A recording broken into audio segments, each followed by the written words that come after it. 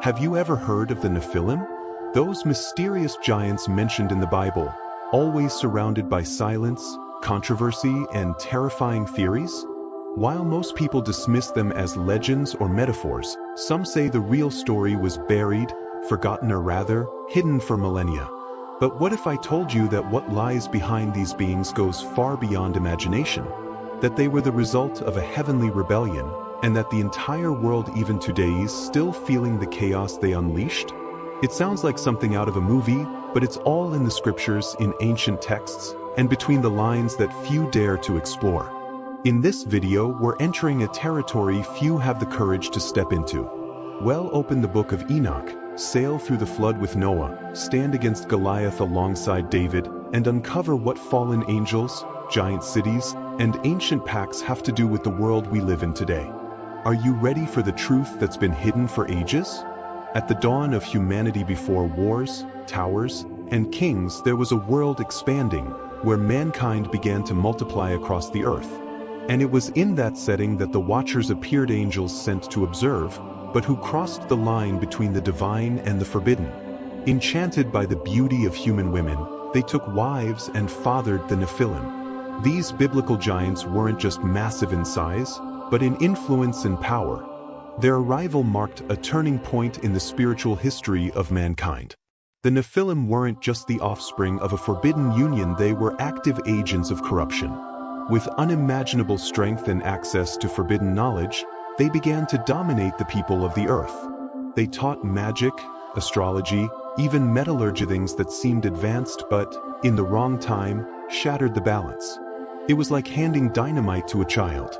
Humanity, fascinated, surrendered to the giants' allure and slowly lost its grip on what was pure. Corruption spread like an invisible plague. What was meant to be coexistence became domination, oppression, and destruction. The Nephilim demanded worship, tributes, and sacrifices, becoming spiritual tyrants. Earth gradually turned into a battleground between light and darkness. Caught in the middle, ordinary people were torn, some resisted, but many gave in to the fallen angels. And that was just the beginning. It all started with one leader, Samayaza, the most influential of the Watchers. He not only conceived the idea of descending to earth but convinced 199 other angels to join him in a bold pact. Together, they sealed an oath on Mount Hermon, vowing none would back out. This was more than rebellion, it was cosmic treason. They knew they were directly defying divine order, and they did it anyway. Once among humans, the Watchers brought more than their imposing presence. They taught mankind to forge weapons, manipulate metals, summon spirits, cast spells, and predict celestial movements. Things we now call progress were, back then, spiritual transgressions. The world turned into a school of sorcery disguised as enlightenment. And like all false light, it began to burn instead of illuminate. Humanity dove in headfirst. Swords, enchanted mirrors, potions, pacts with spiritual beings, it all spread like wildfire. Samayaza and his companions became occult masters, and the Nephilim their colossal disciples. But heaven was not silent. While humans praised their new gods, a divine plan for justice was already taking shape in the unseen realms. Judgment was coming. Over time, the Nephilim became more than just powerful figures. They became kings, tyrants, living gods among men. Their sheer size terrified. Their presence paralyzed. Their thirst for domination was insatiable. They built massive cities, raised towering fortresses, and demanded worship. Resistance was suicide. Entire tribes surrendered, offering everything, even their children. The Nephilim's hunger was both literal and symbolic. They consumed resources, plundered crops, and even devoured human flesh. Yes, ancient accounts suggest cannibalism was part of their rituals. Fear spread like wildfire. Smaller tribes were enslaved, cultures erased, and the world seemed to spiral into despair. Humanity not only lost control, it lost hope. Who could stand against the children of angels? But it wasn't just their physical power that made the Nephilim so dominant. They carried a corrupted spiritual energy that sickened minds and distorted hearts. Their presence drained faith and fueled fear. Many began to worship them, building temples and offering sacrifices in their name. The line between holy and profane vanished. The earth teetered on the edge and heaven was watching. Creation itself began to groan. Nature seemed to revolt against the fallen ones. The skies darkened without reason, winds changed direction, animals were born deformed, and mysterious diseases spread. Pure rivers turned toxic. Fertile soil stopped yielding crops. This wasn't just environmental decay, it was the earth crying out against spiritual corruption. Human morality crumbled. What was sacred became a joke. What was wicked became celebrated. Families fell apart. Alliances shattered for greed. Life lost its value.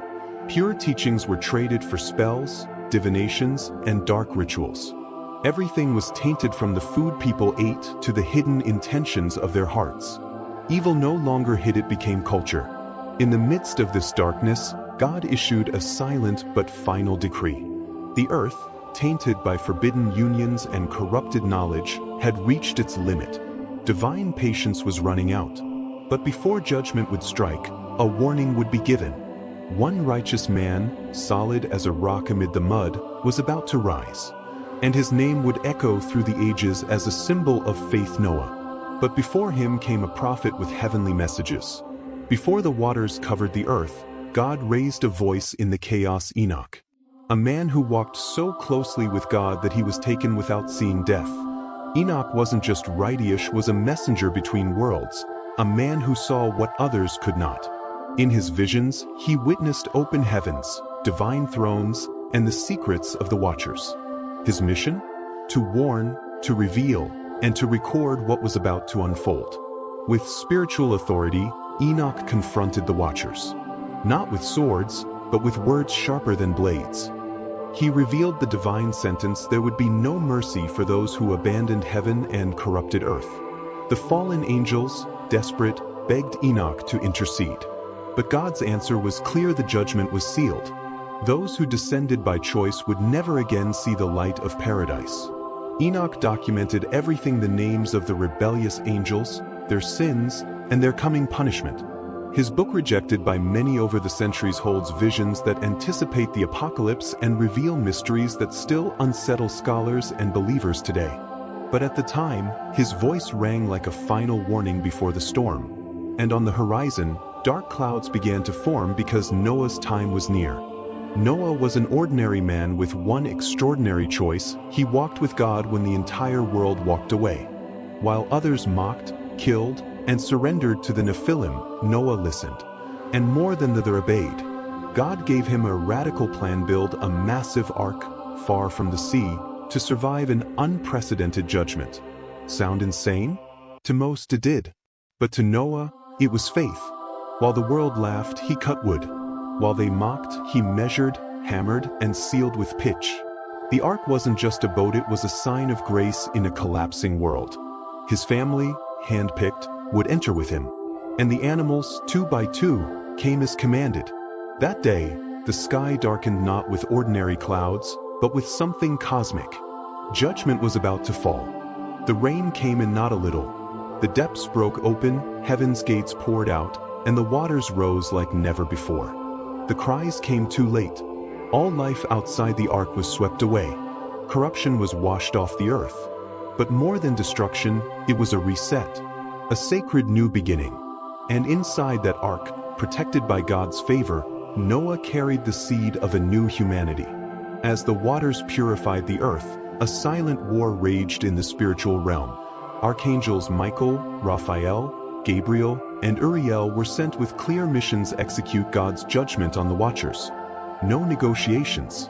The order was firm: bind the fallen angels in deep pits until the final judgment. And that's exactly what happened. One by one, they were taken down. The Nephilim didn't escape either. Without their celestial leaders, they spiraled into chaos. They began to destroy each other in brutal wars. Hunger, confusion, and spiritual collapse took over. The force that held them together had been removed. Self-destruction became their final act. What remains of them today? Fragments in myths, twisted memories, and perhaps something more. This wasn't just punishment, it marked the end of an age. Heaven reclaimed the authority that the rebellious angels tried to steal. Justice was swift, precise and silent. No thunder, no trumpets, just the unshakable truth: the sacred still rules all. But the cycle wasn't over. Survivors remained, and a new promise was about to be made. When the waters receded and the ark rested on Mount Ararat, a new chapter began. Noah, upon leaving the ark, offered a sacrificial gesture of gratitude and reverence. And at that moment, an eternal promise was made: never again would a flood destroy all life. As a sign of this covenant, God placed a rainbow in the sky. It wasn't just a natural event, it was a spiritual mark of mercy and renewal. Yet not everything was erased by the flood. Some seeds of previous corruption remained hidden in genetic traces, cultural habits, or stories passed down through generations. The influence of the Watchers and Nephilim didn't vanish entirely. Later, tribes like the Anakim and Rephaim would rise, bearing traces of these giants, echoes of a rebellion still trying to resurface through cracks in time. Still, God reaffirmed his desire to walk with mankind. The covenant with Noah marked a renewed spiritual journey. It was an invitation to faithfulness, holiness, and the awareness that there are lines between heaven and earth that must never be crossed.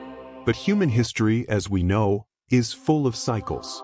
And soon, Noah's descendants would face the ancient shadows again. The giants were back. Centuries after the flood, the echoes of the Nephilim returned. When Israel approached the Promised Land, they faced an unexpected obstacle: giants. Yes, the descendants of the old Colossi still dwelled there: the Anakim, Rephaim, and other towering peoples with reputations of being unbeatable. It was enough to terrify most of the spies Moses sent. They saw the giants and felt like grasshoppers. But two men saw differently: Joshua and Caleb. While the others spoke of brute strength, they spoke of faith. They told the people, with God on our side, no giant is unbeatable. And they were right. Years later, when they led the battles, Israel conquered fortified cities and defeated giant clans. Not by sword alone, but by trust in the God who had promised the land. This spiritual war, disguised as territorial conflict, was another chapter in the divine battle against the remnants of angelic rebellion. Every fight against a giant was a reckoning from ages past. What began with Samyaza and the Watchers was being finished battle by battle. And one last living symbol of that corrupted bloodline remained: a certain Philistine warrior who would face a shepherd boy. Goliath was more than a soldier.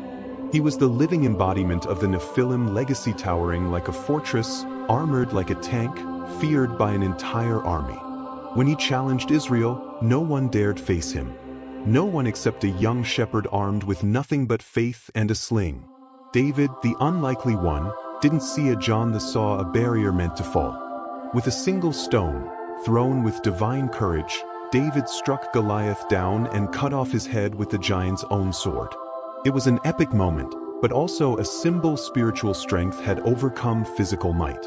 That victory marked the end of the great Nephilim bloodline. But it didn't stop there. David's warriorsmen like Eleazar and Benaiah went on to hunt and eliminate the last remaining giants on earth. This wasn't just military closure. It was spiritual. Every giant slain was a piece of history being sealed.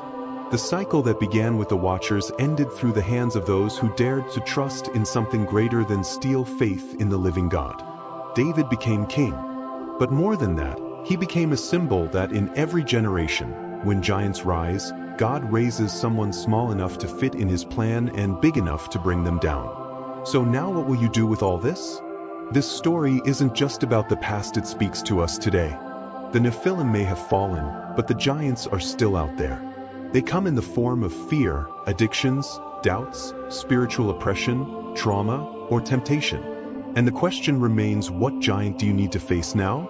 Are you ready to be like Noah, even when the world laughs at your obedience? Like Joshua, even when the odds look impossible?